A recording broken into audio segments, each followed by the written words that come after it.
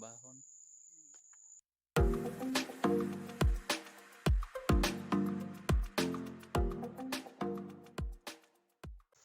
So hello guys, isang napakagandang hapon sa ating lahat.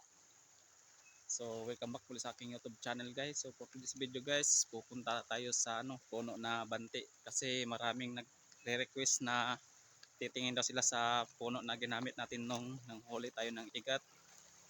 So ngayon guys, pupuntahan natin 'yon at ipapakita ko sa inyo yung anong forma nung kahoy na 'yon. So sige guys, puntahan na natin. Oh yes, Daddy. So tignan nyo muna yung view namin guys. Yan. Yung baryo namin. Saan yung daan dito? A few moments later. So ayan guys, andito na tayo sa area kung saan nakatanim yung banti na tapol. So sa lahat ng nagtatanong, ito na yun guys, yung itsura niya. So bago ang lahat guys, kung ngayon ka palang napunta sa ating YouTube channel, ay huwag mo nang kalimutan mag-subscribe, like at pindutin ang notification bell para update ka kapag may bago tayong upload na video. Maraming salamat. So ayan na guys, ito na yun, banti na tapol. So tignan nyo yung itsura niya guys. Malulusog to guys kasi bata pa siya. Naputol kasi to nung bagyo, kaya iba na yung tumubo din. Kapag malaki na yan guys, maliliit na din yung dahon niya. So kapag may ganito kayo guys, so alagaan nyo kasi pwede nyong magamit yan pang igat. So kung wala naman guys, pwede kayong manghingi kahit magputol lang kayo ng sanga. Madali lang mabuhay yan guys, parang malunggay. So dalawang klase itong banti guys, mayroong banti na hindi tapol. So yung hindi tapol guys, green yung dahon niya tapos pabilog. So ibang iba yung itsura niya naman dito guys, pero paras lang sila ng pangalan, banti.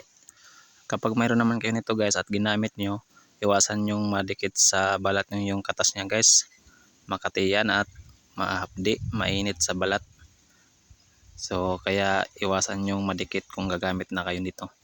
Kaya naman guys, kung ginamit nyo to pang hunting, pang igat guys, lalabas talaga yung igat kasi maluluto yung balat nya, mamumuti at saka mabubulag. Kaya panigurado kapag matamaan yung igat, lalabas siya.